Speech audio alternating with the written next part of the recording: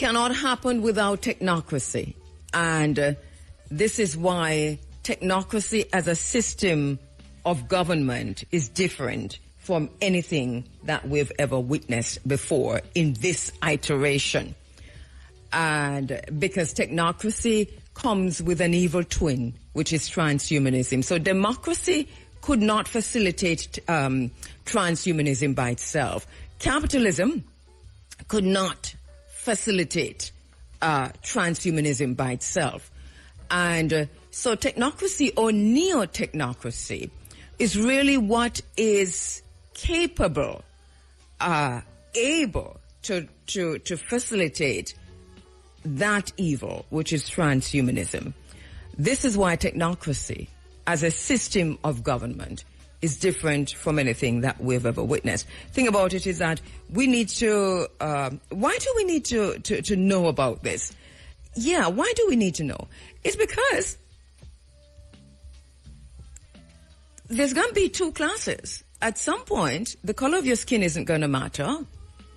And the idea of who you think you are isn't really going to matter. Because what technocracy and transhumanism do is that they divide humanity into just two groups. And one group is really the slave class. And the other group is the enslaver class. Transhumanism is as evil as it is because these transhumanists, their plan is to live forever and to travel intergalactically. They have all come together. We were watching this, you see, to see at what point would they all come together before you can say, yes, this is where we are now. And it is at this point. It's an inflection point. It is true. This is a point at which they've all come together. And it is a very scary thing when you really look at it seriously. What it's saying to me, though, is that as a people, for ourselves, we have to recognize that we are on our own. And by being on our own, I mean as a people, not individually, but as a people, we're on our own. Being on our own is something that we have not yet grasped. We've been on our own for a while. And we're taking some time to figure it out. What does it mean? And then at the end of the day, if that is so, then what do we do? You see, these questions are a little bit late. But it's not too late for us to figure out what time of day it is. There is a lot of conversation going on now. Oh, let me take a break. Right, so, but for me, I think that we need a sit down as a nation, as a people, and we need adults in the room. We need calm and critical thinking. We need deep thinking. And this is not the time for the kind of tribalism that Jamaica is experiencing right now. This is not the time for the kind of vitriol and violence that Jamaica is perpetrating against itself, led by the two gangs, the two factions, the two political factions. This is really not the time for it. But here we are, more divisive than ever before, and we're focused on who's going to win the election, and we're cussing each other, and we're tearing down institutions and tearing down each other. But this is what is necessary to complete the enslavement of an entire nation of people. So whether it's deliberate or it is manipulated, everything that we see happening around us here in Jamaica with the tribal politics is meant to prepare us for another period of enslavement. How authoritarian regimes seem to be having more influence, and there seems to be a threat to what people are calling democratic values and what we know as global stability. We have had many discussions in this space about the geopolitical tensions, the escalating conflicts. We have the discussions now on Ukraine, on Palestine, on Taiwan, and there's a lot to say about Ukraine regarding the military-industrial complex. And I suppose at some point I'll get a chance to talk about it.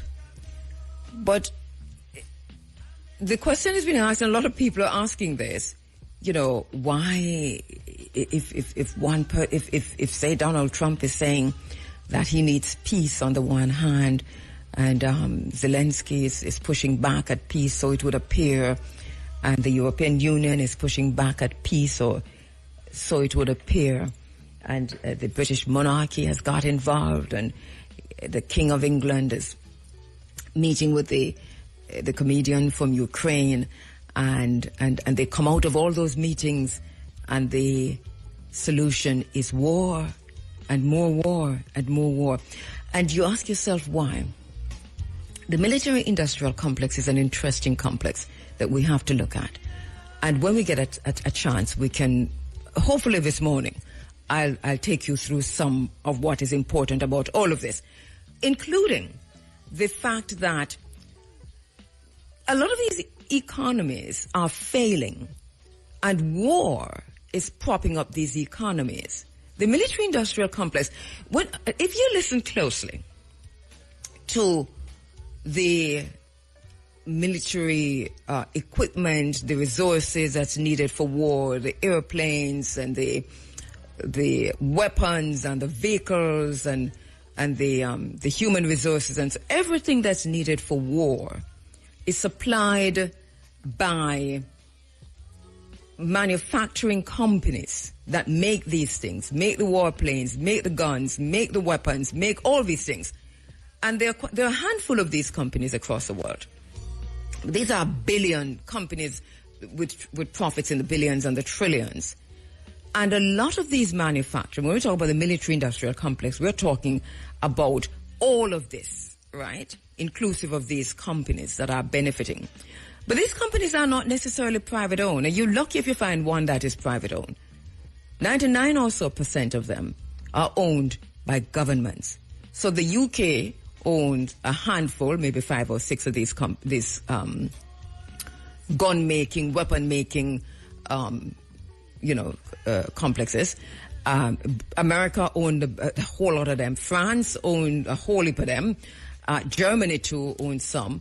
And so whatever monies, it's like money laundering. You know, all these monies that are being made available through however and whoever, those monies go right back into those economies. And that is why war is beneficial to them. It's them same one getting back the monies.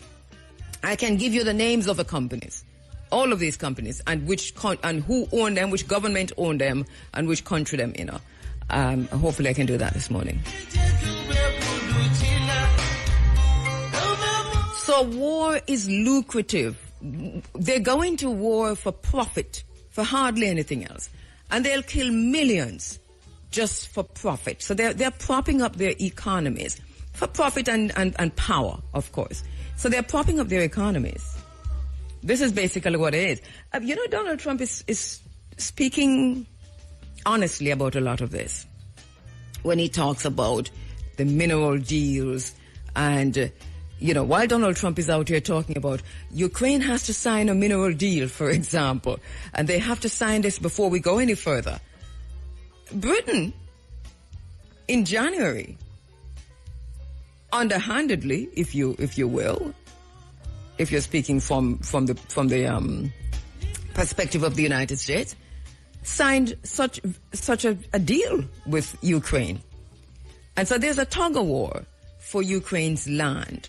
And then Russia says, but, Ukraine land is just a little bit of that. I've got a whole lot of what you need. I'll sign. So this is not about people's lives. This is about a grab for power.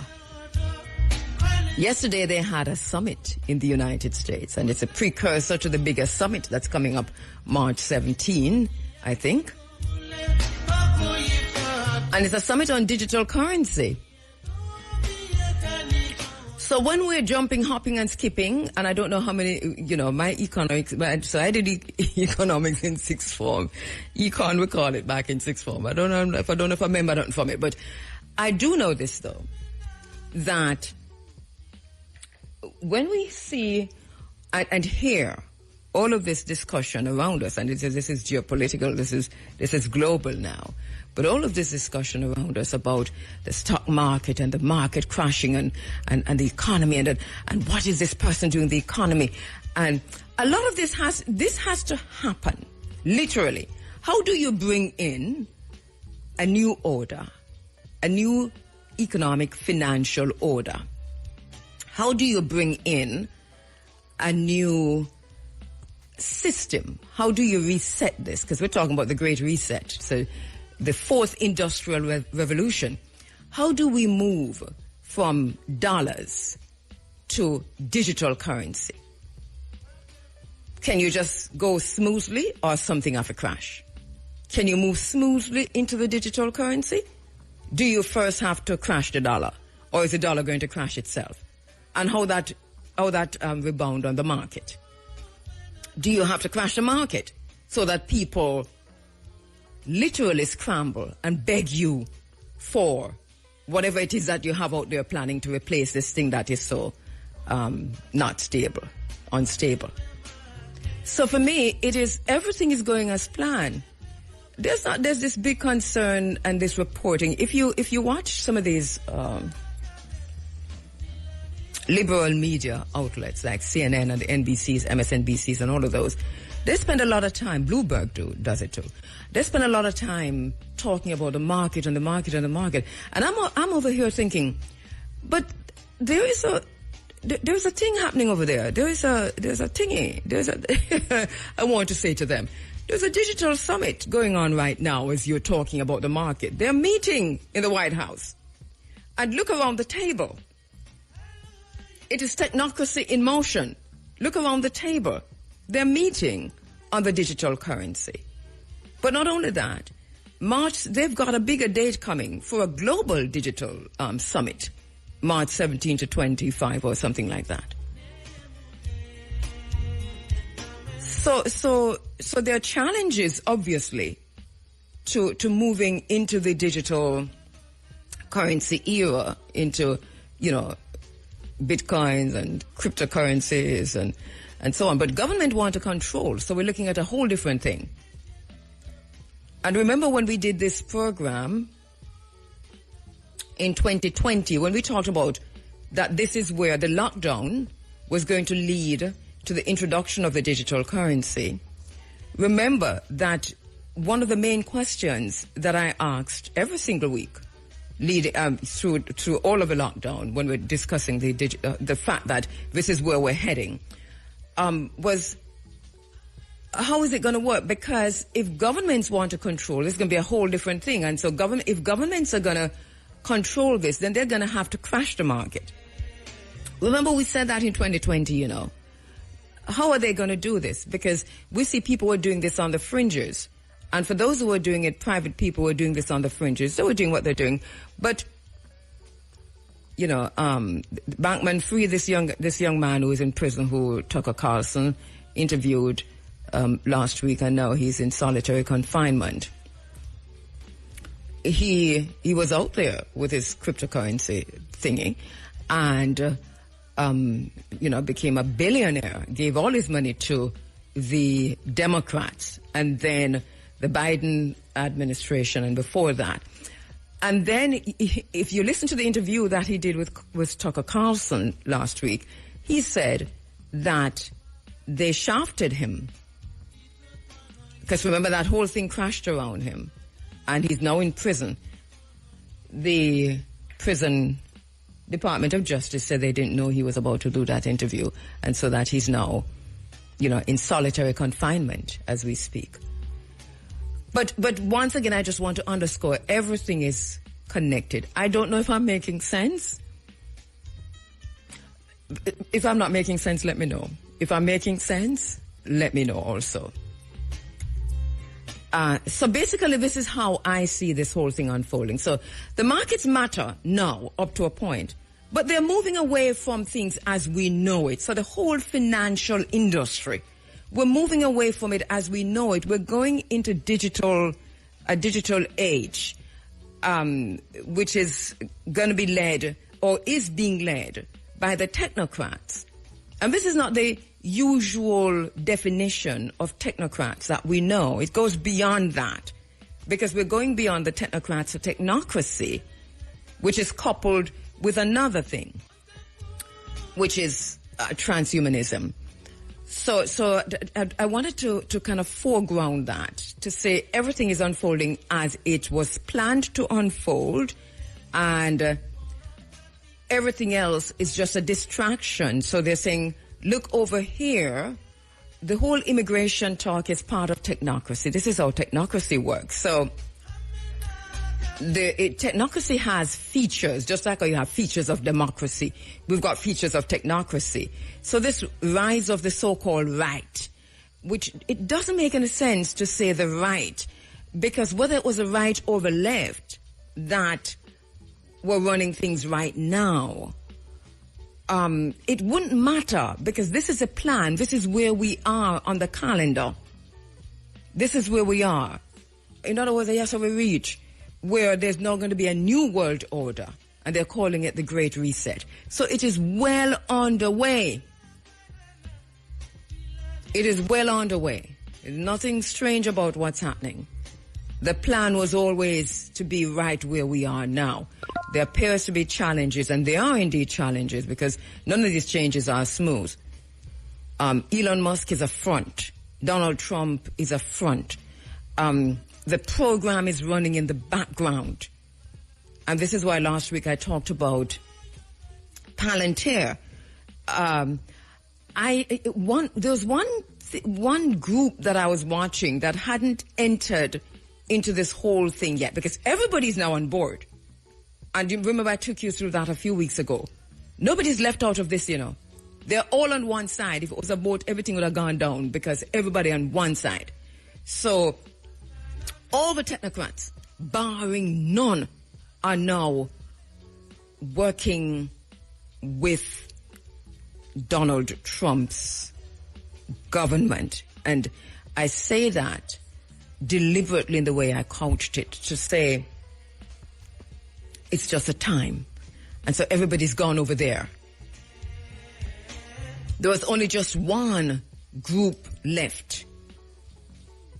And now,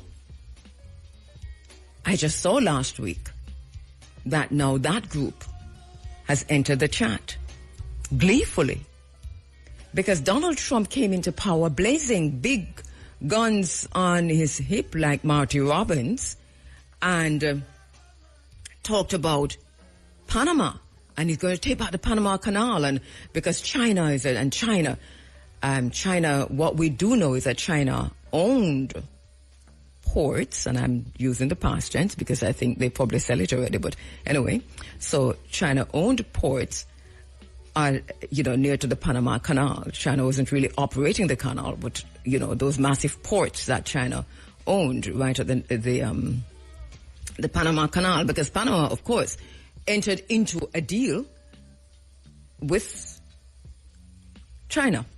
So, as all of the countries did, including Jamaica. But now, with all of the guns from the hip firing coming from Donald Trump, China did something interesting. First of all, Panama said, all right, so we're going to break the Silk Road Agreement with China. And I suppose China got the message. I don't know, how they were able to do that. So I'm not quite sure what the ins and outs of that are, but it is worth noting, especially for Jamaica, because in the way that Trump and that regime has gone off after Panama, we can look to Jamaica in short order, because this is a Cold War that is like none other that we've ever seen. I'm going to come back to the Cold War situation. This Cold War is between China, the United States and China. Now, so Panama, says that they're breaking the Silk Road Agreement. What happened? The ports are still there. They're right next to the Panama Canal. America is about to put boots on the ground to change that status quo. China is not one for arm-to-arm combat. They're not ready for that. This is not in the white paper. They're not planning for this right now. They do very well with the Cold War, the trade war. And so they're selling the ports. So who are they selling the ports to? Here comes the only grouping that you never heard as part of this whole great reset that are on the one side of the board, the BlackRock group. BlackRock is buying the ports. Now, what does that tell us? It tells us everything that we need to know, and then some. Because BlackRock, all this time, do you recall that let me go back to 2020, that in 2020 and all the way from 2020 until now, one of the things that I say in this space from time to time, that if you really want to know who's running things, who control things, we used to say the Illuminati, we talk about the Bohemian Grove. I mean, there are so many names, Deep State, etc., etc. Well, BlackRock was always part of that. Well, here comes BlackRock, throwing their hats in the ring. And what that tells us right now is that BlackRock is part of the Great Reset. Right? The Great Reset, the New World Order. It is all happening. It is nothing for us to be afraid of or to be scared of. What it is for us is to understand that we are on our own as a people, and we are left out of all of this. So what are we to do, and how do we do it? These are the questions that we must be asking ourselves, asking of our governments, and we must also be watching our governments very, very, very carefully. Because one thing we know about Jamaica in particular is that Jamaica is very good at selling the people of Jamaica to foreign operatives. So they have determined that we are a service nation. That is an official protocol. That's an official policy of the government of Jamaica, that Jamaica is a service nation. Hence, the BPOs, even though them scamming Taylor Swift out of our ticket money, the tourism industry, and everything in between and on the fringes. So every thought coming out of the synagogue of Satan, which is the Parliament of Jamaica, every thought coming from both sides in terms of development is connected back to service, but not service in terms of how we understand service to each other. You are my brother, you are my sister. But service in that you have now sold our labor as cheap labor to foreign operatives. And you make it so that our education system is dirt, is filth, is nothing. So that majority of our young people are leaving high schools at fifth form unable to read beyond a grade 1 level. They are graduating and can only read at the grade 1 level because it is a line straight from womb through to the prison of school into the plantation tourism or BPO. So you deliberately dumb down the young people of Jamaica. You make it so that education is not reachable for many of them. For more, that quality education is unreachable for most of Jamaica's young people. Over years you've been doing this, over years. And then you shuttle them into what you determine Jamaica's industry to be, which is a main industry, which is a service industry. And they get minimum wage. And then you give them a house. You call it social housing. You give them a house here and a house there, but you never teach them to build their own house. They were never architects. They were never farmers. They were never landowners. So at some point, they're going to come to you for patronage. It's a mafia business. It's a Don Corleone business that the government of Jamaica is pulling off on the people of Jamaica. So you call them like the Godfather, and you offer them a house, and them go up on a microphone and them tell you how good you are, and you sit with your head down on your phone pretending not to bask in the accolades, and then you post it on your social media and you leave. And you leave. So this is where we are as a nation. This is our reality. It is what it is. We have to deal with the isness of things. We have to name the things, to treat the things. We have to name the things, to cure the things. And until we are willing to face our reality on this island of Jamaica, it don't matter how much a great reset or great the great reset it. It doesn't matter how the new world order is up on our heads. It don't matter technocracy and transhumanism, because we're going to die anyway. And we're going to die suffering anyway until we can name our condition and treat our condition. Name our condition to treat our condition. I'll try and come back to transhumanism and technocracy in a while, but, you know, we are hearing, it's all over the news, that there is an area in Kingston on the Palisades, Rocky Point, that has been desecrated, massacred. The mangroves, young mangroves ripped up unceremoniously, torn from the earth. To the point I'm making, which is that our education does not provide or prepare us to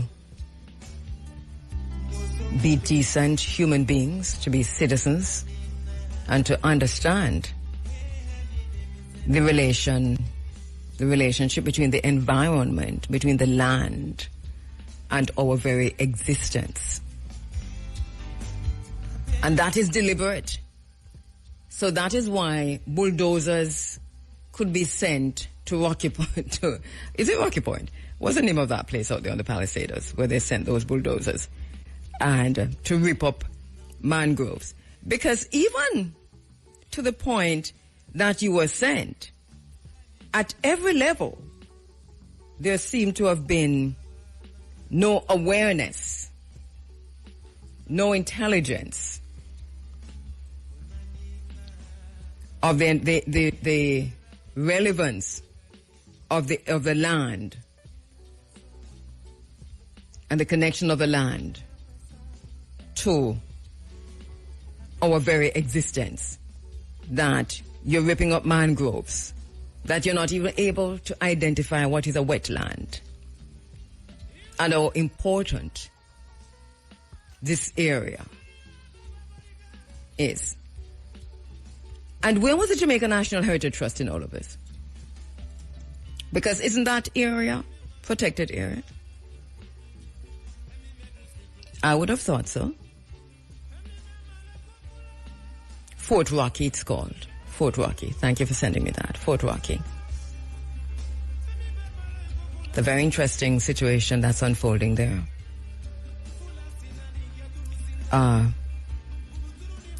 Thank you. I got the name. Quite a few persons are sending me the name. Fort Rocky. Fort Rocky is a place, not Rocky Point. But Fort Rocky was declared an entertainment zone, if you recall, by the Minister of Culture, Gender, Entertainment and Sport a while back. And many of us said at the time, what a strange thing. It doesn't make any sense. That is fully done.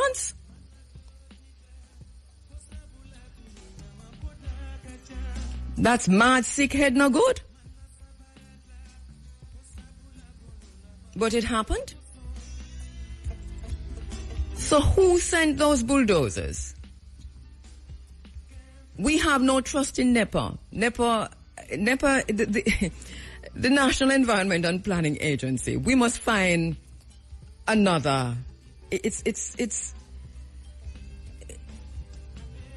NEPA doesn't work in the interest of the people of Jamaica. So I wouldn't even ask about NEPA. The egregious thing about that, though, is that they're supposed to. But what is the mandate of NEPA? The Jamaica National Heritage Trust. Goodness gracious me. Can you imagine the flora, the fauna, the animal, the people? Can you imagine? When I looked at that, I saw the pictures and the videos of what they've done to that piece of land there, going on the Palisades. My entire body went into spasm. I was in a state of shock. I couldn't believe that anyone would be so mad, so crazy, so out of their mind to rip up mangrove, to move all the trees away from the seaside, to bulldoze it down. And the ultimate aim is to build a parking lot, to put metals, to put cars, and for a dance. This is how serious our situation is. Our education hasn't prepared us for that understanding of the connection between the land, the mangrove, the sea, and our very existence. So them dig it down. It looks like a serious cavity. It looks like it's a desecration of a sacred space. That's how it looks. It makes you. I'm not quite sure if you don't look at this and feel if the tears don't run from your eye, but it run in your heart, it run in your soul, it run in your body, it run through your veins. Then it tells you what time of day it is. I don't have much more to say about this, apart from to say how disappointed I am. How disappointed I am that so many agencies would have been involved in this to the point where so much land was cleared to build a parking lot, to park car, and to have parties. Because this is in Jamaica now, we're selling, and the entertainment value is what we're selling. And, it's nothing wrong with the entertainment value, but we have disconnected the entertainment value from the cultural value, the environmental value.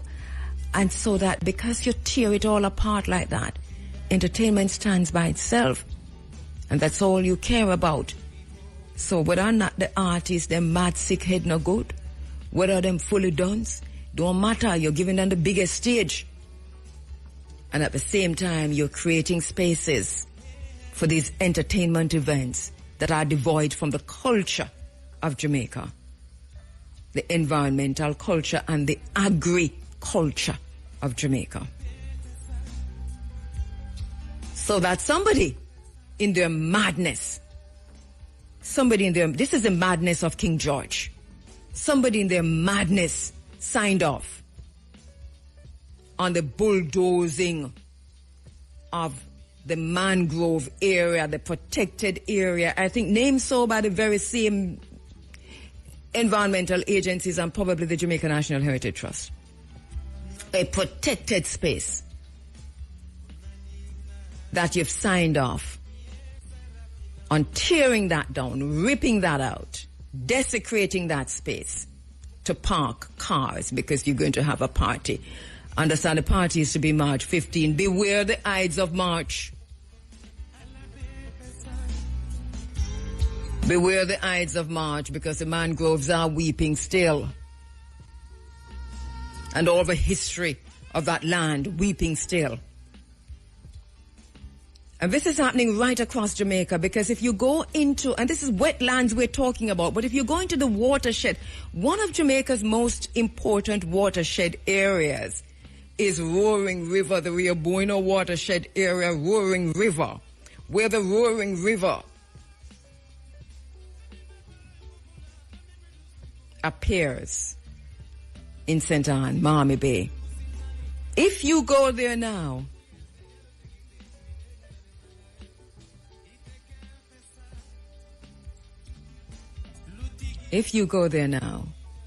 you'll be shocked to see what the government of Jamaica has authorized in the watershed area, the Roaring River watershed area. There's no long-term planning. We're depending on plantation tourism.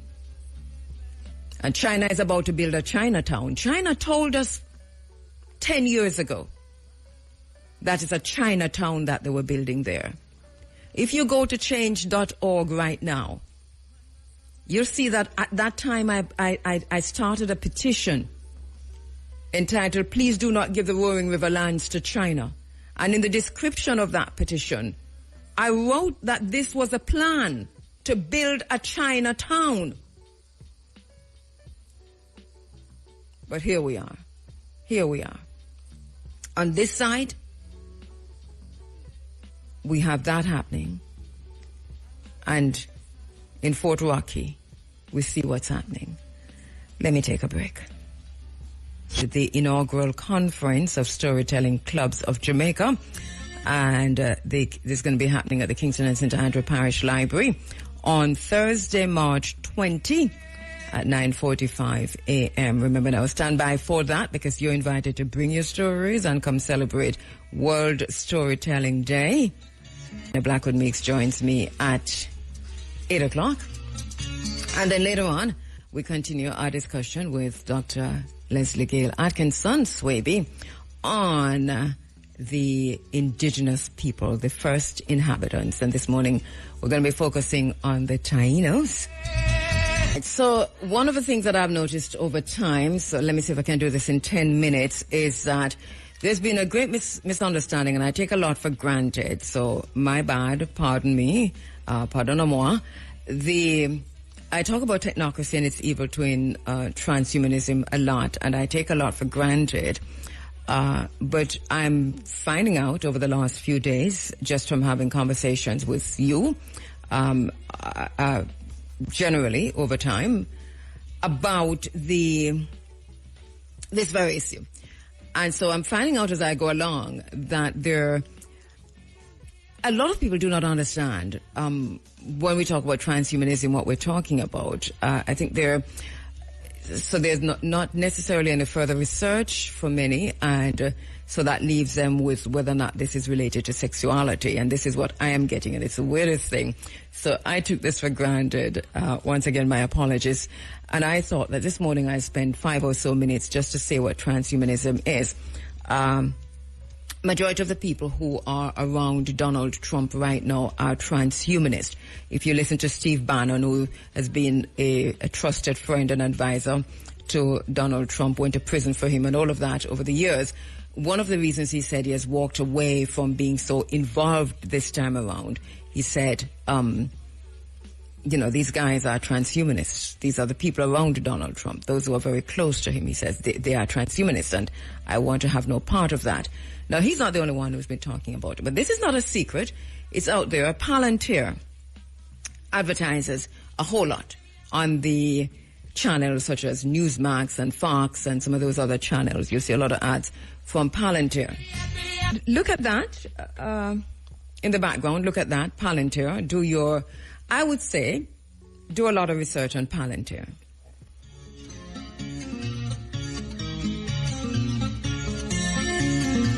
Also, know that Elon Musk himself is a transhumanist. Peter Thiel is a transhumanist.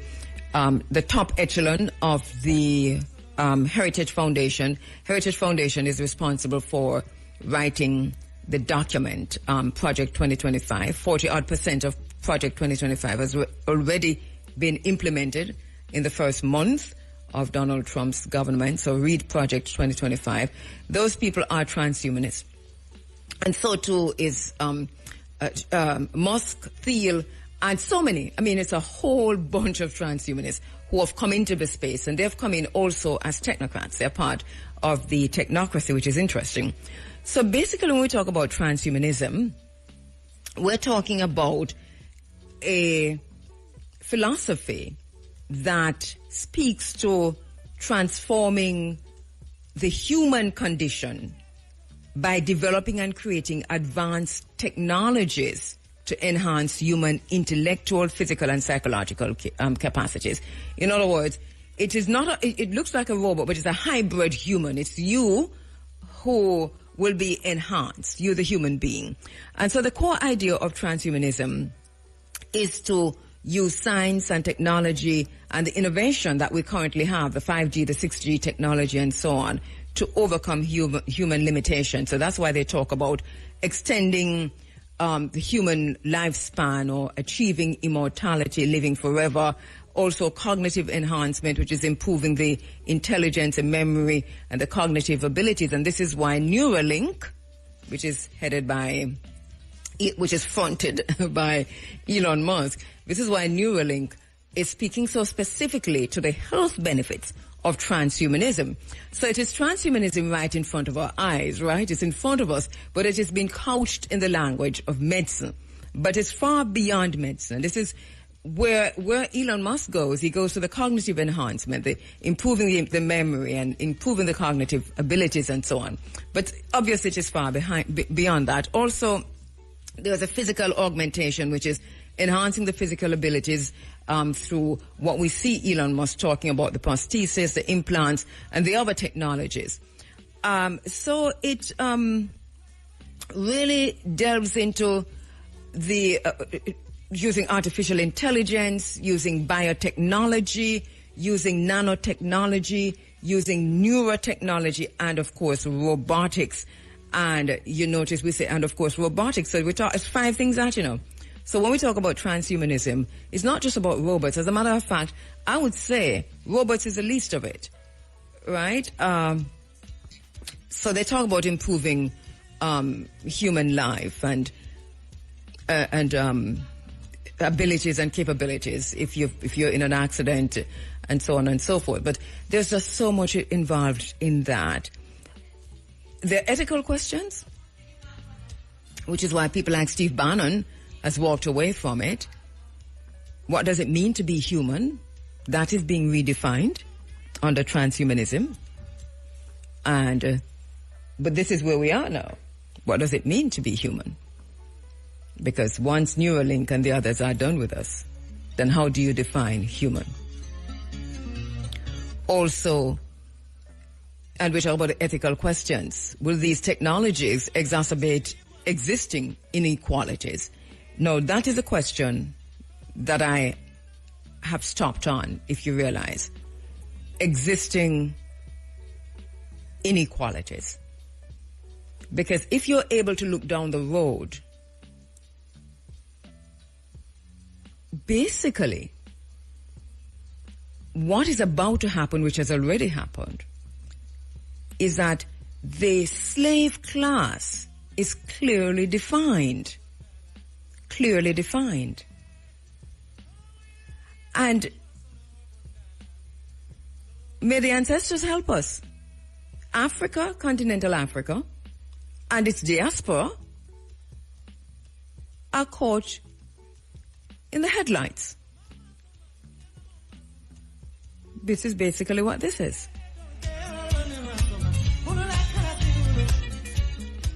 Who is going to ensure that these technologies are used responsibly? That is a question.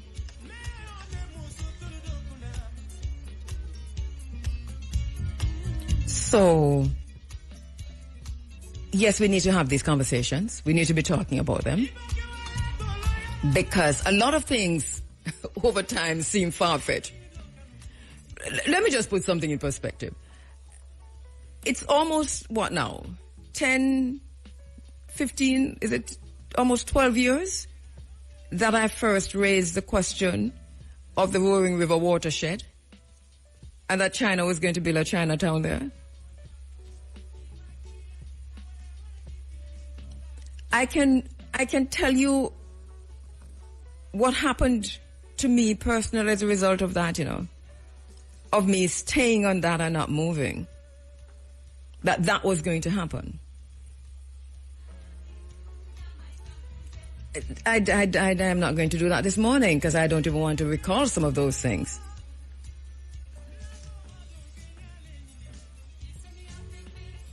And we could go on and on and on, but yeah. If you begin to study, and study, I think, is what it takes. And by study, I mean SWAT anything. Just be curious about what's happening. And academia has a responsibility to filter things through the nation. We would think that this is a job. It's not a job of politics. It's our job to rein in politics and the politicians for making some of the most serious mistakes during this time. I see where Jamaica has now made it possible for people from the Dominican Republic to come into the island visa-free. That is a segue. But it connected still. Because we haven't even stopped as a nation to censure or sanction or rebuke the Dominican Republic for its treatment of Haitians. We are arms in arms in bed with the Dominican Republic. Jamaica's best friend in the Caribbean is the Dominican Republic. The Dominican Republic is the most racist country in the Caribbean right now. Racist against everybody who black, whether they come from Haiti or otherwise. And what they're doing to Haitians is unforgivable. And how does Jamaica repay the Dominican Republic? First, you give the Prime Minister of the Dominican Republic the highest order that a nation can give to anyone. The highest order. Secondly, you free up the border so people from the Dominican Republic can come in clearly. We need to see. Do you know that the Dominican Republic is also the favorite child of the United States in the region? The Dominican Republic is a favorite child of the United States. It doesn't have to be a part of CARICOM. I think it has some kind of special status at CARICOM. CARICOM needs to be dissolved and a better regional organization formed in the interest of the people of the region.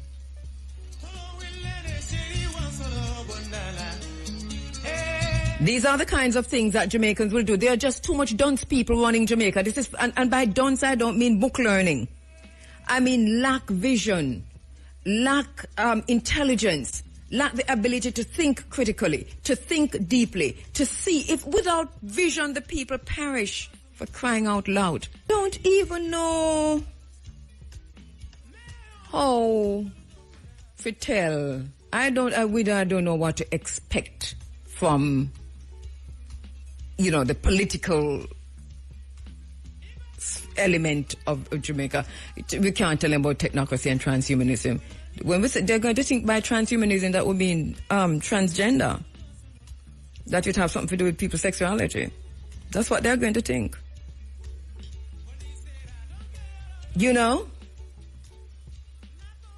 Look at Roundup. Look at Roundup. Look at GMOs. Look at what Jamaica is doing at the Codex Alimentarius, the Codex. Well, we have a problem. I don't know. I think we, the people, we are going to have to be the change that we want to see, and we're going to have to reject. We're going to have to reject anything that's coming at us that is not good for us. That's basically it. That is how I'm seeing it. We have a lot to talk about. I promise you that I'm going to interview I'm going to interview myself. I hope that I know that I have to spend some time talking about technocracy, and I do know that I have to spend some time talking about transhumanism. This I'm very, very clear on. I also have to put this whole thing in the geopolitical context, which we have been trying to do since the beginning, since December, actually. And we'll continue on this track to flesh things out for a better understanding of where we are and what is our responsibility. Because not so much what them doing, it is what are we about and what are we supposed to do? How are we going to survive? I keep pointing to agriculture as being one of the most important things that we can do to protect ourselves, to survive. It's an existential crisis, to prevent the enslavement of our people. And I still hold that it is the most critical thing for us right now to go back to the land, to ensure that we can feed ourselves. This, to me, is critical. And once the land is there, we can house ourselves. Once the land is there, we can feed ourselves. So there's food, shelter. These are the two most important things. And once the land is there, we can use whatever upon the land to make clothes and shoes, if it comes to that. This is basically it. And I'm not saying that this is like we're near to this next week. I'm just saying the trajectory, and it's a program that is running in the background. We're not blind.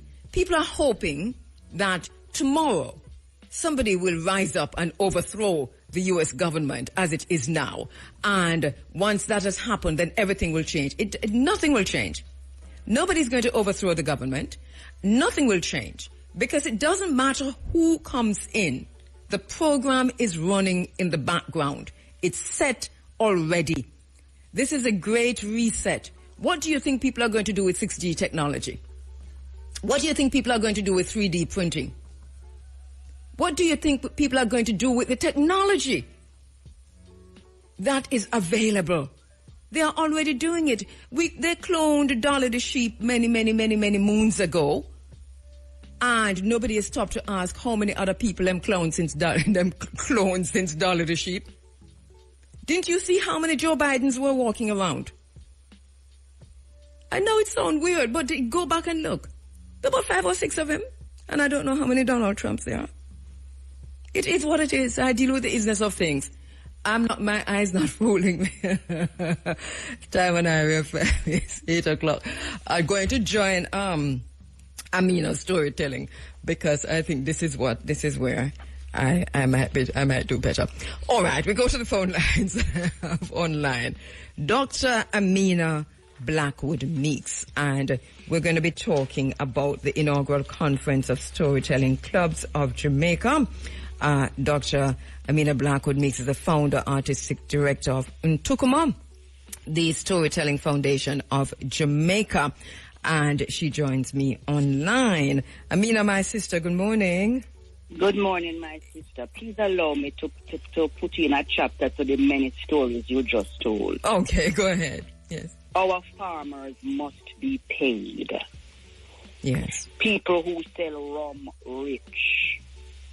People who push drugs, rich. And our farmers who keep us alive are poor. Our farmers must be financially rewarded. Mm-hmm.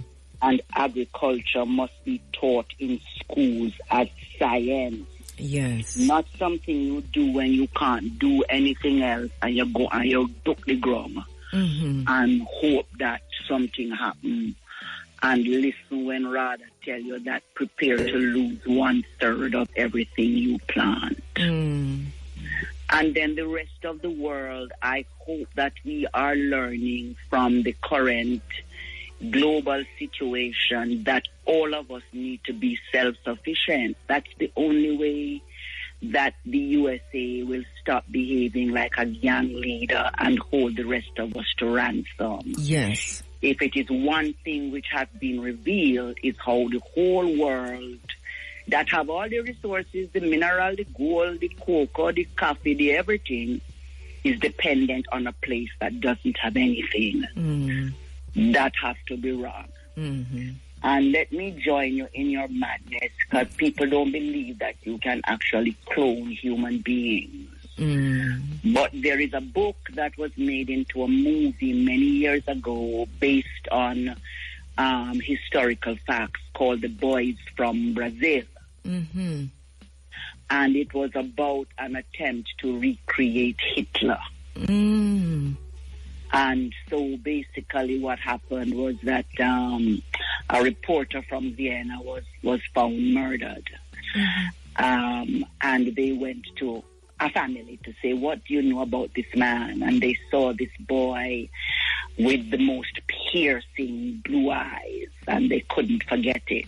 And then a couple more murders happened, and then go to another family and see the same boy and say, I wonder if them move. Was this child adopted? Until them find 6 of him. And then say, back up, what is going on here? And 6 of them had been created or recreated under the circumstances and placed in homes under the circumstances within which Hitler grew up. Because them had to make sure that nurture and nature came together. Yes. And everybody can go look it up. The Boys from Brazil. Yes, thank you for that, Amina. And see what happened there, to know that this happening before. Yes. His name just came back to me, Mengele. This the angel of death. And this that's Hitler's angel of death. Yes. And this happened before Dali. And exactly. And you see, but what I find really interesting, Amina, is that, that was a perfect scientific innovation, and you said that even before that, but Dolly, we know what Dolly was, and Dolly lived for a long time, so the science is there, the technology is there, the ability to do this is there. You can clone anything. You're just depending on the ethics now, whether or not people behave in an ethical way, not to clone human beings. Cloning people not have no ethics. But that's the point. Not in the same sentence. Them in a different sentence. That name jail sentence was not in the sentence that we speak. They're not in the same sentence. No. Yeah.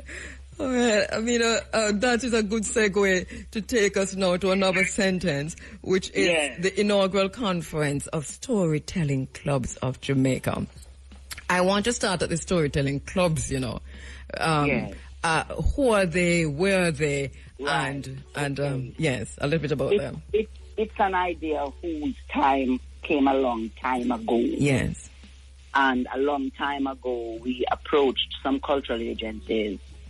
Amongst them is one of the chief partners of Entukuma, which is the Jamaica Library Service, to say, look here, there is so much disenchantment with the world.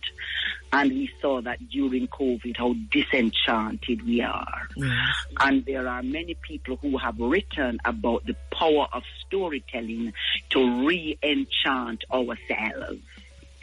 And there are so many stories about who we are and what we have given to the world that have the potential to enrich, to save us, to unify us, that we don't know. And so Entukuma went on its own research, and in 2022 we dug up 2 stories which we published on our 2023 calendar. And the story was about or how Jamaica give the world, this is how we put it, Jamaica give the world the rules for football. Mm-hmm. Because the Tainos them used to play them game. Mm-hmm. At that age. Yes. And there was a little girl who was just a wizard at this game. Mm-hmm. And there was going to be a regional, may I call it that now, World Cup tournament of this game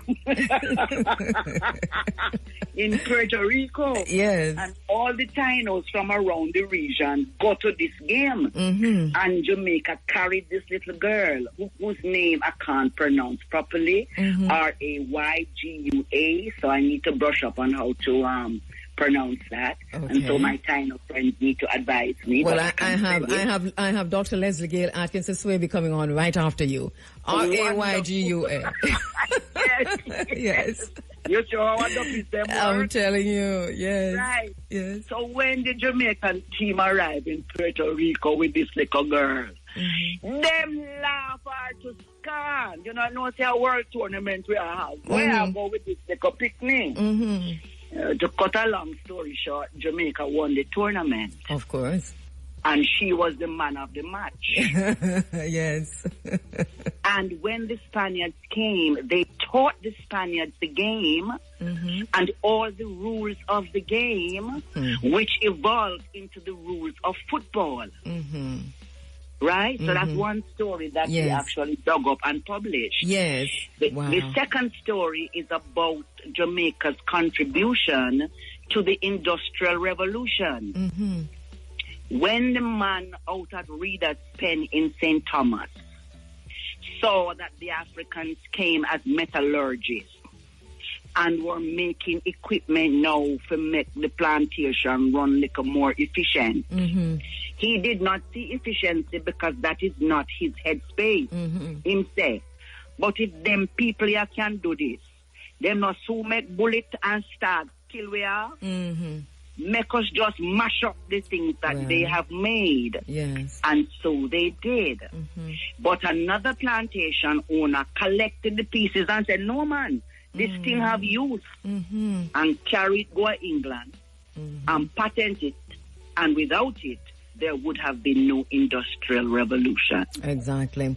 So we have these stories to tell. And each parish has a unique set of stories about themselves, about people who evolved in their community, like Cicely Williams and T.P. Lecky at two different ends of the island, Westmoreland and Portland. But people in Westmoreland don't know Westmoreland story. Right. Much more to go know the Portland story and vice versa. Exactly. And we can do any permutations on that. Yes. Last year, our storytelling festival, which always have a theme, the theme was Discover Anansi, Discover Jamaica.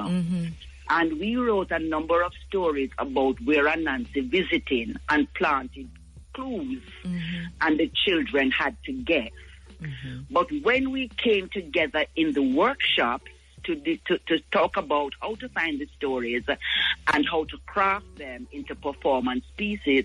You know, say people in a Clarendon tell we say, them not know nothing unique about Clarendon. Oh. And we had to say the fishing village, the alley church.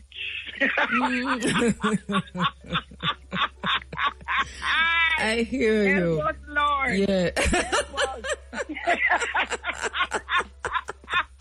How did our stories become invisible? Yes, a very good question. Very good question. As every time I sit in Tukuma, I remember how that was a word that was always part of our nighttime before we go to bed, because our father always tell us a story about Tukuma and Bernancy. And even as you spoke, I thought to myself, you know, thank you, Amina, for curating for a literary archaeology. And literally, I love it. Can I have it? I know, Phoebe. Hold on. Can I just say something? A very inventive from. No, we borrow it. We are sharing it. Yes, go on with it, Amina. Run with it, Amina. Run with it. Yes, indeed. Yes. It is basically what it is. But beautiful. So, On Thursday we're now. working with the library. We're working with the library. And clubs can be set up in schools, in communities, and in the libraries. And a critical thing about the club is that each club must have at least one senior citizen. So we have advised the National Council of Senior Citizens that we're doing this thing, and there is no uncovering or rediscovering who we are without our elders. So we want them in the club. So the conference on the 20th of March, which is World Storytelling Day, is going to be at 10 o'clock at the Tom Redcom Library, which really is the Kingston and St. Andrew Parish Library. But all of us grew up and call it the Tom Redcom Library. Yes, sir. There will be a couple of performances of stories, but the aim of the conference is to make sure that all the attendees leave with a structure. And leave with the knowledge that we are looking for values-based stories from your location. And that could be about the name of your school, about how long the church is. That could be about how the first principal of the school used to cook ackee and saltfish. Yes. And it could also be the history of the dome in Falmouth, for example. But when I travel around Jamaica and I go out of Kingston, I mean, I hear the same Kingston song and the same Kingston dance, and then the dominance of the culture that has been created in Kingston overshadows the uniqueness of the parishes. And so we want to get back to that place where we are, where Marcus Garvey said, we are astonished by that which we have to give to the world. So basically, for those who are coming on, do they contact you first, or people just turn up with them stories? They could contact us first. Okay. What is the number? 225-9591. One teacher and 5 students, because the library can't hold 1,000 people. So one teacher and 5 students. We want to be seated by 9:45 a.m. So we have a prompt 10 o'clock start. And part of what will happen in that conference this year, and Tukuma launches its children's theater season for Child Month. Yes. So we're also looking at applied storytelling. And so we're going to open at Little Theatre on the 15th of May and run until the 2nd of June. And at the conference, we're doing an excerpt from that production so that people can begin to make their bookings for their schools to attend. Can I tell you what the production is called? Yes. It's a calabash to save the world. And it is, and Nancy bring whole heap of science down in one calabash. Yes. And there are some Jamaicans who went into the calabash and take out for them share. And them named T.P. Leckie, Cicely Williams, and Mandy West. I love it. Yes. We want our children to know that they are scientists. That science is not something removed from who we are, or that we should be afraid of, or that the next broken say Madonna St. Thomas and science, and all of these. We do not do. Yes. But but it is the full range. Yes. It is so important, I think, to kind of to change the narrative, to redefine the whole thing. And we say redefine because it's already defined. It's just that we somehow seem to have lost it along the way. So I kind of I like the Sankofa-ness of it. I mean, kind of returning to the source. So much that we have generations, millennials, Gen Zs, Gen Alphas, and whatever one after that name, who really don't necessarily have this kind of relationship with Jamaica's storytelling or Jamaican's literary vibe, which I see you bringing back. So who is this open to? This is open to Yeah, let me just add to that, there are stories that we have variations of. Yes. And I have learned that happily through my students, that you come from a parish with a body of water, a pond, whatever we call it, a river, and each parish have a different version of River Mama. And a different version of what she looks like and what she does. And so we have learned not to say that's not how the story goes. Right. Because Marjorie Wiley has taught us that where the folk songs are concerned, there is something called traveling melodies. The folk song leaves Kingston and go to St. Catherine and take on the flavor and whatever is current in St. Catherine. And so that's just the St. Catherine version. Yes. And so we say our stories have traveling melodies to them. Yes, I love that. I love that. Yes. I mean, can you hold it itself? We want storytelling clubs all over Jamaica. We have the structure and we have the guidelines. Yes. We already have about 25 clubs that are registered to attend.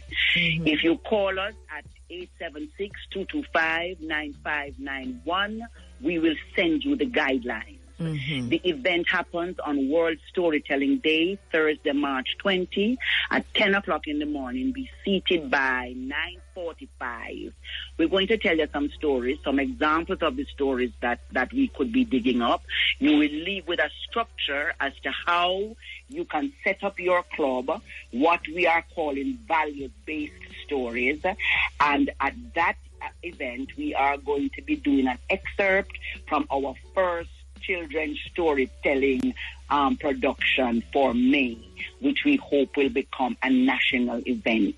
Everybody is invited. Schools, libraries, Senior Citizens Association, SDC groups, everybody. But for this occasion, we can only accommodate 5 per delegation. Okay. All right. Brilliant. Thank you so much, Dr. Amina Blackwood Meeks. And we talk soon. Yes, you too. Archaeologist. Yes, my dear. Go on with it. Thank you, Amina. You too. All right. A White House Crypto Summit that was on Friday. He told cryptocurrency leaders that he thought it was very important to help the industry. And the U.S. government currently has about 17 billion with a B in Bitcoin it acquired through criminal and civil asset forfeiture. So that's something to bear in mind. President Trump, who himself was a former crypto skeptic, said he was committed to making the United States a world leader in cryptocurrencies, he said that during the first ever White House Crypto Summit on Friday. The summit included crypto company executives, cabinet officials, and lawmakers, many of whom took turns raving about Trump's leadership on digital assets, and that the industry has been emboldened. They said it was unfairly treated by the Biden administration, and that Trump and other Republicans helped to score some wins in the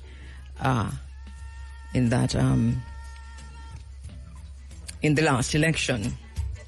All right, so they are talking about strategic Bitcoin reserve, and he signed an executive order establishing a strategic Bitcoin reserve. The reserve would essentially bar the U.S. government from selling Bitcoin it has acquired through criminal and civil asset forfeiture. The U.S. government currently has about 17 billion in Bitcoin. The order also allowed the Treasury and Commerce departments to come up with budget-neutral plans for the government to acquire additional Bitcoin, though no details of what those plans might look like have yet been released. Winners, join us again at 10:30 a.m. for another chance to win in Top Draw, dollars, pick 2, pick 3, pick 4, hot pick and cash pot draws. Here at Hypro, farming is in our DNA, so we know the value of all you do. Hypro, let's get it done together. The time by Hypro is now 8:36. The indigenous people of Jamaica. Now, this morning we're focusing on the Tainos. But let me just quickly say that I know we're getting into what is called Commonwealth Day. If there's ever a name that we need to get rid of to decolonize ourselves and decolonize our minds, it's that grouping of people who are identifying as Commonwealth. So it's a British Commonwealth, by the way, and it seems to me as if nobody wants to get out from under it. They're all under that umbrella. It's like a disease like dementia and Alzheimer's, and I don't mean that lightly. So that's coming up on, I think it's tomorrow, is Commonwealth Day. Already we've seen Charles the Third put out a message calling for unity. We need to tell him what to do with that message, but we can't do it on the radio. But in the meantime, what I would like to suggest for our people is that there's a book. I recommend books a lot in this space because we do have a book club. But there's a book I'm going to be recommending in the strongest way possible. I want us all to get a copy of this book. I wish there was a way I could get copies and just give them away. We need to read this book, and I'm going to implore, I'm begging you all, at least one of this book in every single home. It is called Britain's Black Debt. It is written by Hilary Beckles. Please read this book. You know, I'm to the point where I'm thinking that I need to probably read a paragraph per week or a chapter per week. I don't know if he's done an audio book, but in the meantime, please get a copy of this book for your homes. Read it a chapter per day or a chapter per week, but read it. Britain's Black Debt. And I think in a show of resistance to this so-called Commonwealth Day, we should all be reading, if even one paragraph, tomorrow. Let us read this. Let us take copies of it. Let us post it in our social media spaces. Tag the royal family. Tag the British government. Tag all of them, and tag your own governments. Because this whole idea of Commonwealth is ridiculous. We still remain under this umbrella. We still remain part of the British monarchy, and we're pussyfooting around talking about, you know, what kind of president we're supposed to have. We need to get ourselves from under the British monarchy. Anyway, I don't want to go off on that, but just to say, please read the book. Britain's Black Debt. Let me give you the full title. Britain's Black Debt. Reparations for Caribbean Slavery and Native Genocide. Britain's Black Debt by Hilary Beckles, Reparations for Caribbean Slavery and Native Genocide. We go to the phone lines now for my special guest, Dr. Leslie Gale Atkins-Aswaby, lecturer and archaeologist in the Department of History and Archaeology at the University of the West Indies, Mona campus. She edits a book, The Earliest Inhabitants, The Dynamics of the Jamaican Taino. Dr. Leslie Gale Atkins-Aswaby, good morning, my sister. Thank you so much for coming back. Greetings, Kabu. And I thoroughly endorse that recommendation, Britain's Black Debt, for as many readers across the island and across the region. Yes. That is indeed a very, very seminal volume, and and your arguments, about us seeking to be a republic and Commonwealth is very pointed, very pointed indeed. Thank you so much, my sister. Thank you so much. And let me just say thank you so much, because last week, and you've been here before talking about the earliest inhabitants, but as usual, the responses have been like off the chain. Just people saying that, and I told you before, we didn't know this, we didn't know this, we didn't know this. And I'm saying to them, but we never know either. If we didn't know, we would have do it before, But, So we're learning as we go along. And thank you so much for the research. Thank you for the work. Thank you for the publications.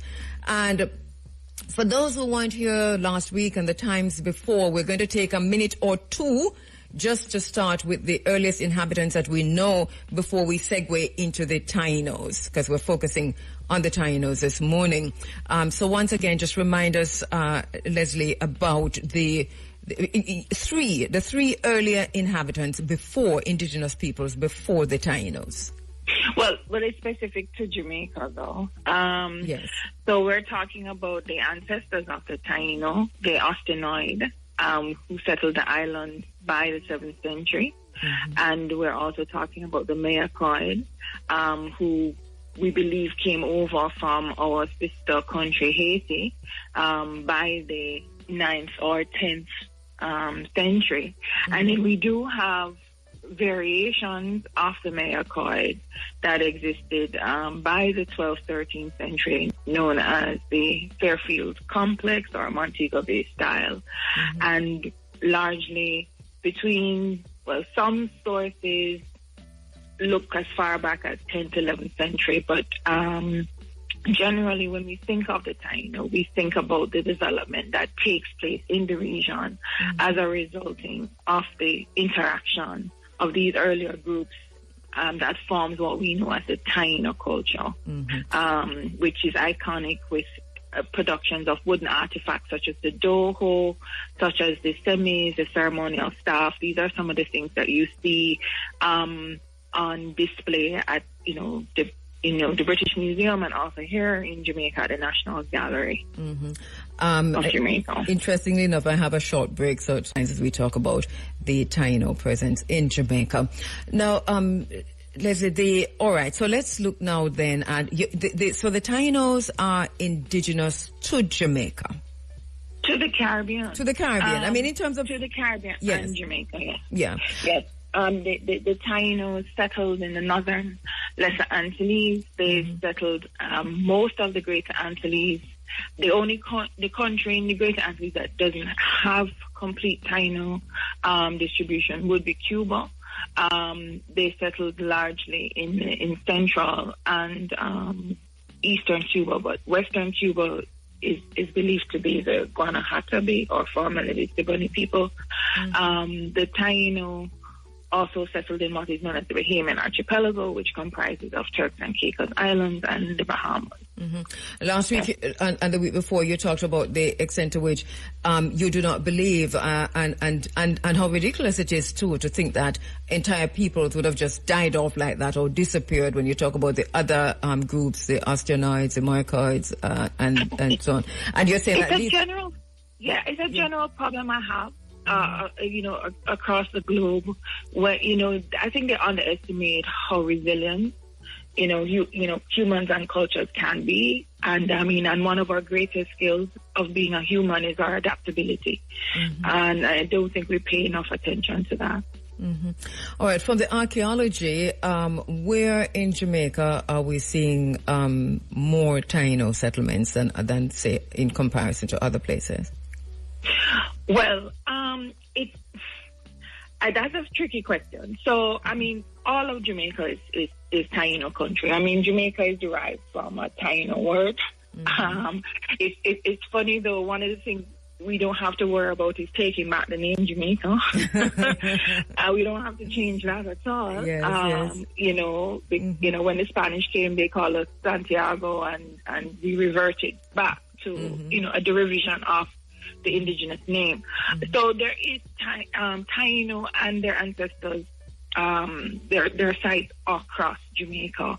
Highest concentrations in terms of known sites that can be quantified are places like Clarendon, parishes like St. Catherine, St. Anne, St. Elizabeth, Manchester. It's widespread. The lowest distribution really to date would be Portland.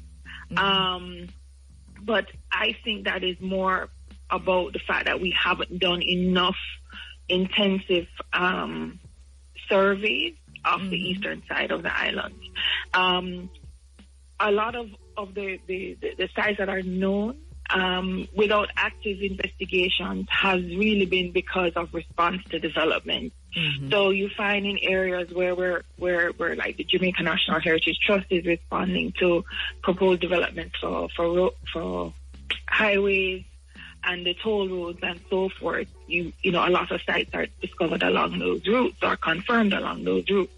But in terms of active, somebody setting up a project, say, okay, we're going to focus on Eastern Jamaica, that really hasn't been done. The Southern Jamaica was also because of an active project. And, Portland Bight is really incredible. And I hope it is because it is perceived to be inaccessible to some extent, why it has led to the preservation of so many sites in that area. A number of them, of course, are associated with caves, but that area alone can contribute to about a third of the known sites, indigenous pre-European sites across the island, just that region alone, that has survived. Many sites have been destroyed because of development, whether housing, infrastructural, and I'm not against development, but I do believe that in developing we should be sustainable. I don't believe that we can save everything, but I don't think we've made enough effort in terms of the sites that have been saved. In referring to the ancestors of the Taino, in archaeology, the first place you find evidence of a particular culture is referred to as a type site.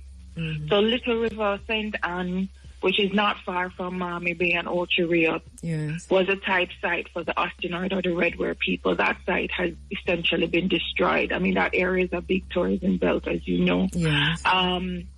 The Fairfield complex, which is the type site for the Montego Bay style or Fairfield complex, has also been largely destroyed due to housing development. Right? And then the only type site that we have remaining is White Mall, which is the type site for the Mayakoid or the White Mall people. And majority of that site has been destroyed due to infrastructure in terms of roads and housing communities and industrial, because that's a big industrial area. Only a quarter of the site remains. And that quarter that remains is continuously being threatened by development. So we're really not doing a good job. It's interesting. We talk about the importance of things like tourism and talk about our culture and everything, but we don't really protect. We don't really protect it. And to protect it means that it must last for successive generations, and we really haven't done a good job as a people, not casting out the indigenous peoples, and we've been doing this for a while. As you know, this morning we're focusing on the Tainos. Leslie, I don't know if you saw the story. It was in the UK Guardian this week. I think it was 2 days or so ago, talking about the Garifuna community in St. Vincent or Honduras. It says that they have. I think St. Vincent and the Grenadines, where they have. They have bought an island. I think it is. That is a privately owned island, and they've said that thousands of their ancestors perished from disease and starvation on that island, Garifuna. So they have actually bought the island back, and I think this was just completed a few days ago, uninhabited island of Balisaux, Baliceaux. Yes. And they said this has long held great significance for the Garifuna people, the descendants of enslaved Africans and indigenous Kalinago and Arawak people. This was, I think, and there's all kind of celebrations happening in St. Vincent and the Grenadines. I think Ralph Gonzalez is now in Jamaica. He probably should be found and asked a little bit about this, because this seemed to be pretty significant. And why I'm bringing that up is to say, within the context that you're talking just now, talking about understanding how ongoing colonialism is oppressive, and the extent to which people want them stuff back, want them things back. I mean, just to say it parochially. But this, so we see this where they were able, but they had to buy it back. This is what happened with that island.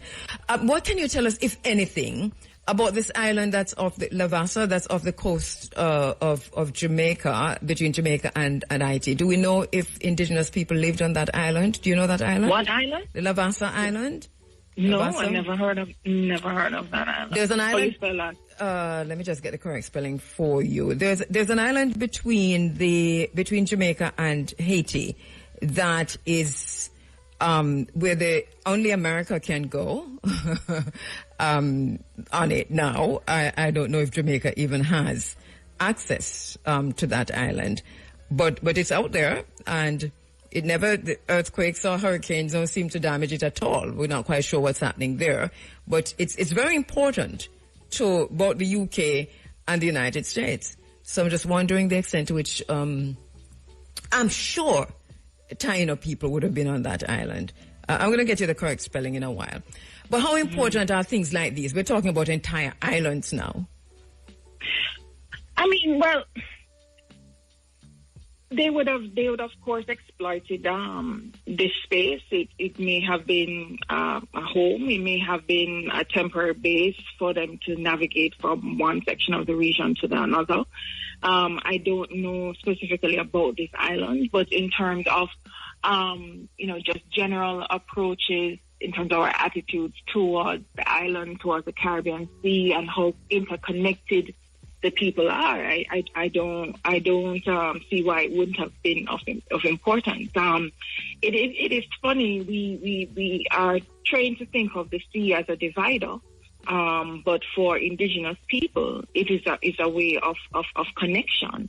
One of the things that we've realized is that the kinship relationships that exist across the region also was in existence in this pre-European period.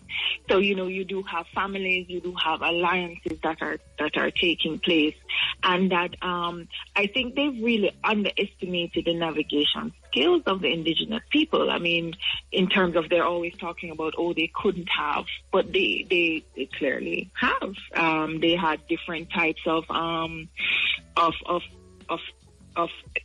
vessels for their needs, and the fact that you have similarities in the languages, in terms of words that are borrowed, in terms of similarities in the traditions and so forth. One thing I should highlight, although we use the umbrella term of starting to research, and there is a lot of things that we don't know and that we should explore. All right, let me spell the name of the island for you, Leslie. It's Navassa,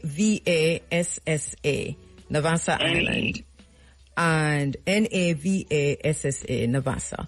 And it is located between Haiti and Jamaica.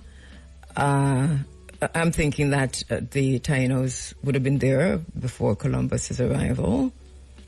I'm sure that they would have been there, considering everything. Well, the funny thing about it is that on general maps of the Caribbean, it doesn't really pick up.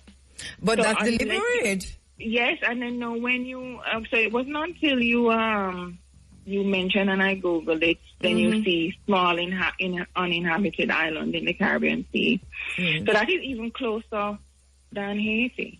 So that is definitely I definitely would. And if you go Google Maps, you'll see it, and it will tell you. No, I am looking at it actually. Okay. And actually, it has my brain churning. Yes. As a interconnection point between the islands. Ooh, thank you for this. You're most welcome. I give you that, and I raise you a Van Sertima.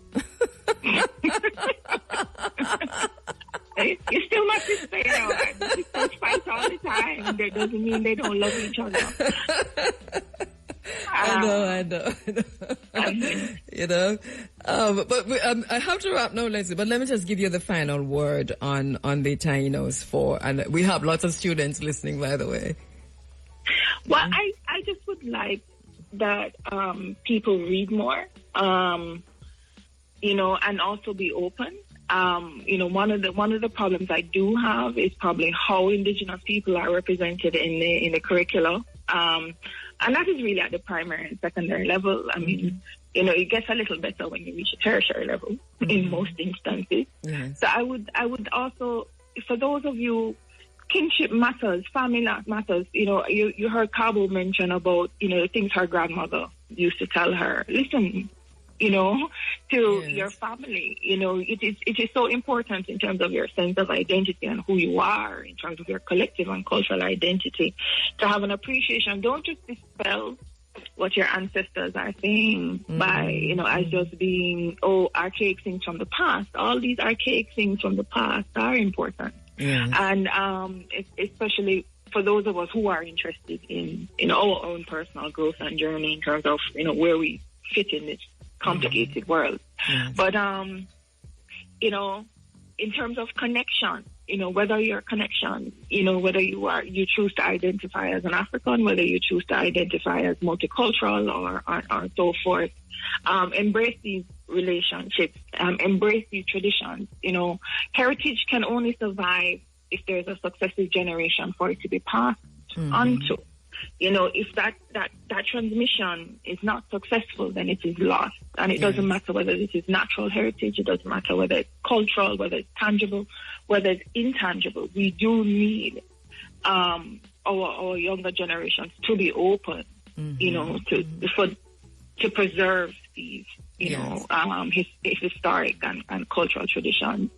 And that is my hope, that the disconnect that exists now will be resolved, and that we have this continuity, because it does matter. Thank you so much. Thank you so much, Dr. Leslie Gale Atkins Aswebe. As usual, my sister, I really appreciate you and appreciate your input in this space. Thank you so much. Blessings, Kabu, and thank you everyone for listening. Take care. Bye. Okay, so Dr. Leslie Gale Atkins Aswebe there, The Earliest Inhabitants, The Dynamics of the Jamaican Taino, is a book edited by her. Please get a copy, please read it. It's really interesting to kind of just go back in our history, but to understand ourselves, you know, that's why we go back, to understand who we are and where we're going. We also spoke earlier about Britain's Black Debt, Reparations for Caribbean Slavery and Native Genocide by Hilary Beckles. I cannot stress enough the importance of every one of us getting this book. iNation, you have Britain's Black Debt? Link me, please, iNation. So I can tell our listeners if you've got this, so they know where to go. And I'm not quite sure where else it is in Jamaica. I'm not quite sure which bookshops it's in. I'm sure it should be at the University Bookshop. It should be there at the University of the West Indies and probably other spaces.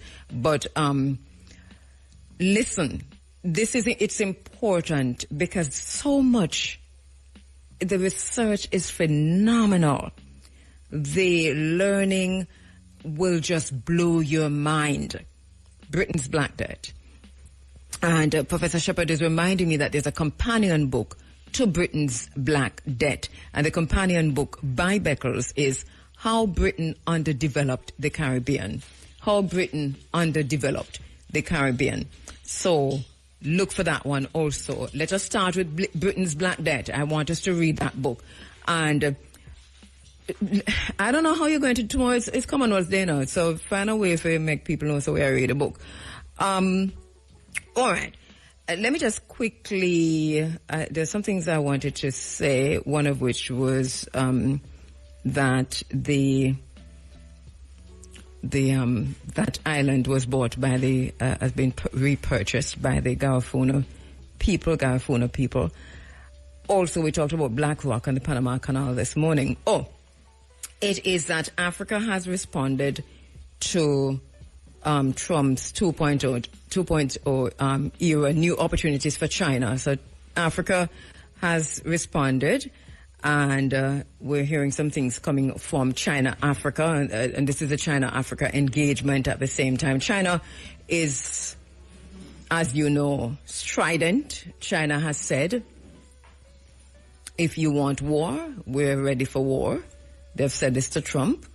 If you want economic war, we are ready. If you want a trade war, we are ready. If you want a physical war, we are ready. This is basically what China is saying to Donald Trump and to America. And Pete Hegseth, who is a Minister of Defense, the Secretary of Defense, he has responded to China. So you see, it's an all-out Cold War that is escalating in words. So he's responded to China by saying, it's hostile. May I just say that? So he said, well, we're ready too. Anything you're ready for, we're ready for. So let us see where this is going. where I know it's going is what we see happening with BlackRock. So BlackRock has bought the ports that China owned in Panama. That's interesting. BlackRock is the Illuminati. BlackRock is the deep state. BlackRock is part of the technocracy. Let's just leave that for a minute. Then, what next for the rest of the Caribbean? Because the Caribbean has entered into serious trade deals, economic deals, financial deals, and other deals with China. So, what next? Let us see. Let us see. All right. That's that. Hello, Mr. Bigay. 8 minutes to 10 o'clock and he's off from the ship. That was quick. Oh, when you come off of the ship? Yesterday. I saw you in school uniform. It's which uniform that Bigay? That don't look like nobody uniform. That look like you just get a khaki shirt, put on a white shirt, and then put a tie. That is definitely not your castle uniform. Well, that's how I used to go to school. That's how I went to school. I do not believe your short pants you used to wear to school? In first form. Oh, so first farm you go on? Yes. Everybody needs to see that. Where can we find a photo, please? I don't. It's on IRFM website somewhere. IRFM's IG or somewhere. Please look for I did wear short pants in first. I saw you in the short pants with the school. I saw you in the school uniform thing, and you had on socks and shoes too. Oh. There were on black socks and black shoes or something like that. You were full school uniform. Yes. You weren't full YC. So what? I saw you. I mean, listen, I couldn't because I couldn't factor in the short pants. But then Bigay is taking this way too far. Because me no say school uniform day, but why you have to wear short pants? But you went as a grade 7 youth. You went. He said went to the first farmer. Okay, then all first farmer have on tie. I didn't know first farmer. Okay. Mr. Treasurer, I need to talk to you personally, sir, because you see, the people, the York Castle, what do you call themselves for leave school again? The Yorkists, or the Egyptians. When you go to school, you used to be called Egyptians. Yes. Right, so the Egyptians, because the Yorkists have out here do better, but the Egyptians out here, representing your castle as first form students. Not only that, them wearing tie with the short pants. And you need to know that, right? You need to know that, Mr. Treasurer. That is what is happening out here. But anyway, it was a good look. I understand that Mr. Treasurer is on leave. Mr. Treasurer, yes, but that's not saying now here. He's an I don't know what is happening. Mr. Treasurer that turned up on the ship and I'm short pants. He's an alum. So he's also a past student, you know. Eh? Mr. Treasurer is also a past student. I'm not sure. Not in my time. Bigay, I'm going to tell you something. Listen to me carefully. I'm going to say this only once. The Germans are coming. Hello. Now listen. You remember Radio Northeast? Yes. JBC Radio Northeast? Mm-hmm. Clyde McKenzie worked there? Mm-hmm. Bob Clark worked there? Mm-hmm. Did you work there? No. All right. But you, Andrew Williams worked there? I worked there. Not Kabu, but Andrew Williams worked there. Yeah. So I worked there. And I was still in school. I was in sixth form at St. Mary High when I was working there. And I had a show that Connie Witter gave me to co-host with another young man. And the show was called Youth Voices every Saturday. And it was live. It wasn't pre-recorded. My first guest was a fellow student, but he was from the York Castle High School. He was a head boy, and his name was Raymond Treasure. Okay, and I don't have a problem with I'm in a total cussing mood.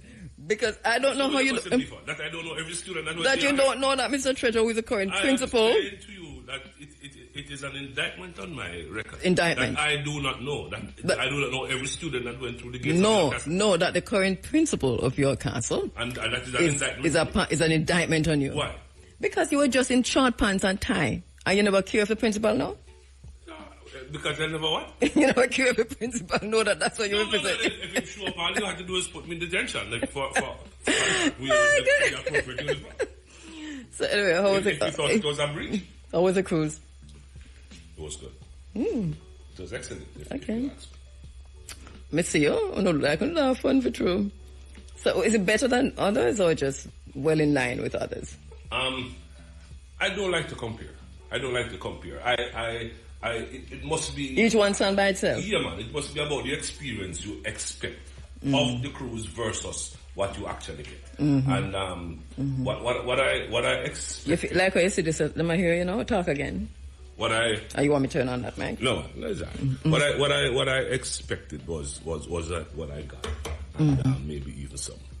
Okay. It was a good cruise. Okay. Highlights? Yeah, with the highlights. And you get cologne to you smell good. You buy cologne for me gift shop.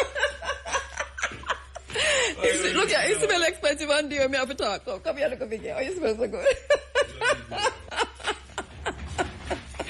Now you want me to turn on the other mic, right? No, not necessarily. Look here, him come right close to me for talking on my microphone, and him smell really good. So let me turn on female, like I'm gone. What's the name of that cologne, Big A? I can't remember. Well, it smells good. All right, so yeah, what's the highlights? Let me tell you about something that I experienced that I didn't experience on or have experienced on any other cruise.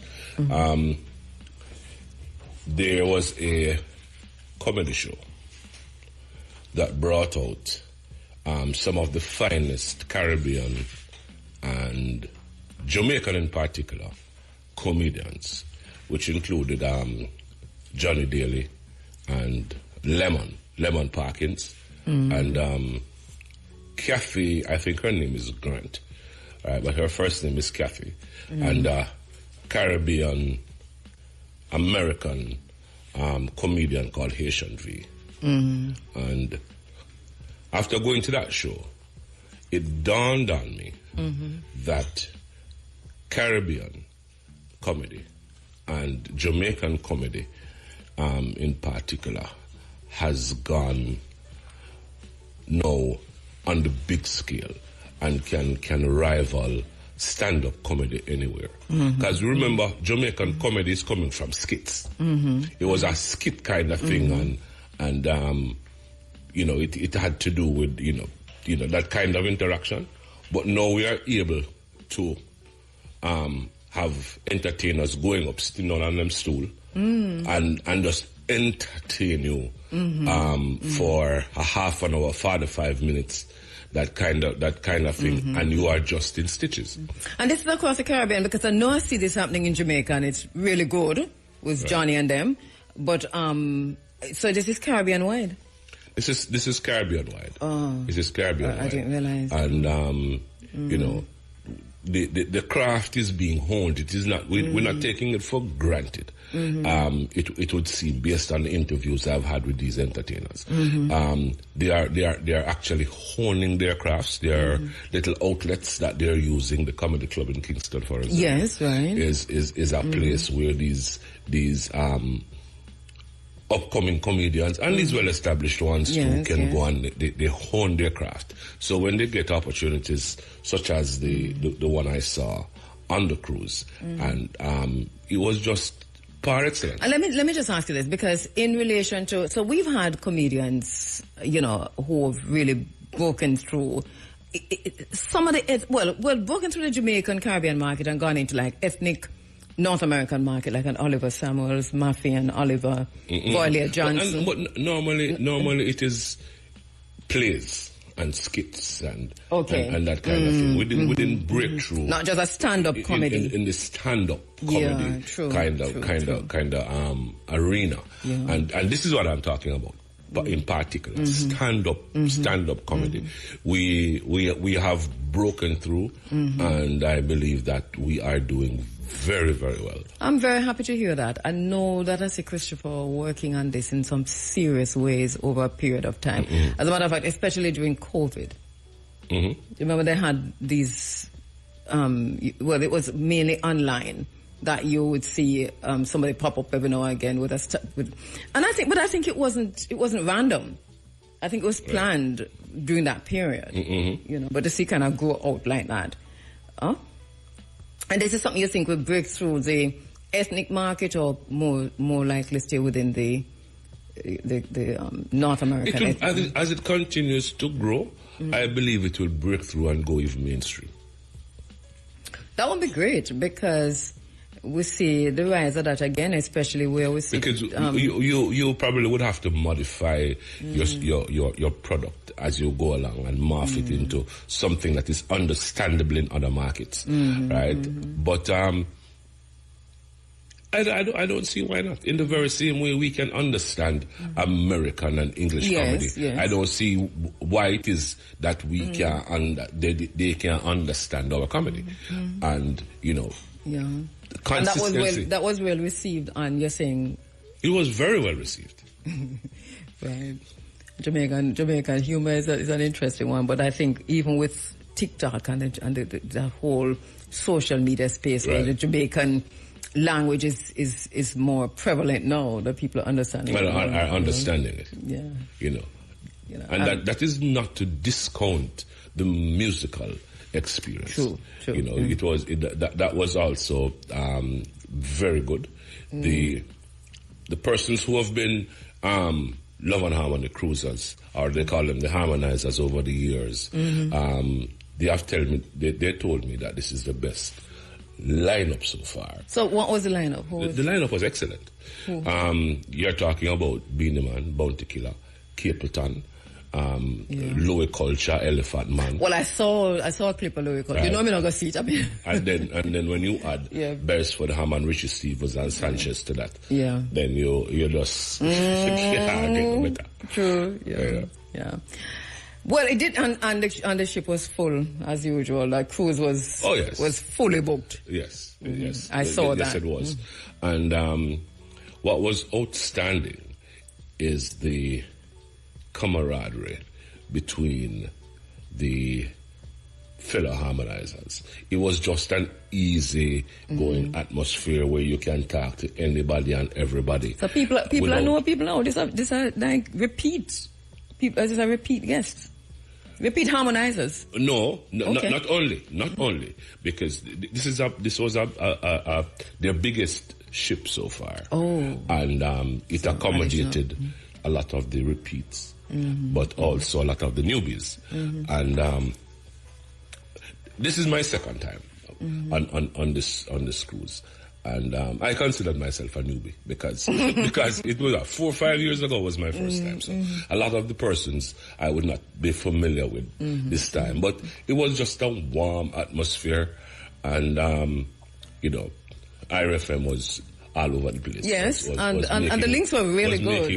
Yes, the links were very, very good, and the pictures coming out beautiful too. Yeah, man. Yeah, and it was fantastic. Yeah, I kind of like I loved what IRFM did, in fact, because you kind of feel like you're up on a cruise. And not you feel like you were on it, and then secondly you feel like I'm going to have to be on the next one. And that's the point. And that's the point. Yeah. And I'll tell you this. Maybe I am giving away a little bit too much, but next time we plan to even get deeper into the way we present the broadcast. Okay, I can see that. The way we interact. I can see that. I can see that because. And literally, without you even telling me, you want more. You as a person who the back yourself, who just viewing, you want more. So, however the more is coming, we welcome it. Thank you so much. But good work, IRFM, and the pictures that came out of it, the videos, the clips, everybody looked really good, and I think they got a really wide cross section of. Just the harmonizers. Our social media team was working over. It was brilliant. Kudos must go to them too. Yeah. So nice work. You rested? No. But you look rested. You look good. You look rested. No, not nearly rested. Okay. I left the cruise yesterday and went to the airport. Okay. From the airport to Jamaica with very little time. So why didn't you just come off when I came to Jamaica Saturday? Oh, it was Friday. Because our mission would not have been completed. Okay. No, I mean you, like, are you up for work today? No, but I had things to do.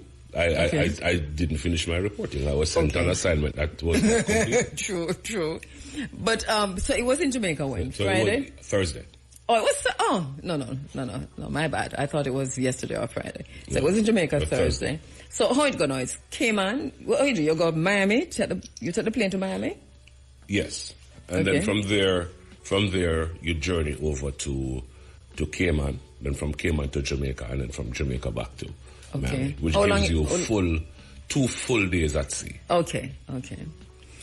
Wow, it sounds good. I mean, and I watched it. I was with you all of the way, and it really did sound good. And like me said, look good also. But I wasn't aware of the comedy. I don't know why that comedy. Yeah, man. That part missed me. It was, and there were other little things, that weren't necessarily Jamaican, right? Mm-hmm. Because there was also a magic show by a Chinese, by a Chinese act, which I guess was part of the ship. Okay. The Norwegian experience. They had 1 or 2 other little things. There was a violin concert that was also there, and a lot of persons didn't go because it didn't fit into the Jamaican culture kind of thing. What was there? We have some wicked violence in Jamaica here who... No, as I'm saying, it was just there was part of the ship's band. entertainment. I can understand that. Yeah, I mean? I get it. And the food was non-stop. The food was non-stop. Pretty much. Well, Biggie, it seemed to me like this cruise, this specific one, was booked before it even announced. Like, there wasn't a lot of advertising around it. It seemed like it was fully booked before it was announced properly. No, I don't think that was the case. I think when IRFM got on board, we drove. I mean, IRFM is always on board. But I think when we started the actual promotion. This year for this one? Yes. Okay. Right, because it was a bigger ship, It was twice the size. Well, not twice, but almost twice the size of the one the previous year. And I think that sales were sluggish. And the minute the ads started, Nick would probably give you a better picture of that. But my understanding, it is when we got behind it, the cabin started filling up fast and furious. I would like to give away 5 tickets on my program next year. 2 for me. So Nick, 5 tickets are given away next year, 2 for me. All right, so this is where, Becky, I leave it to you. It's 9 minutes after 10 o'clock. Good to have you back. I didn't never realize you're going on cruise until it was... Yeah, it's good. I know you did tell me you were going, but it did slip me. You told me you were going. Oh. No, but it did slip me. That it was that weekend.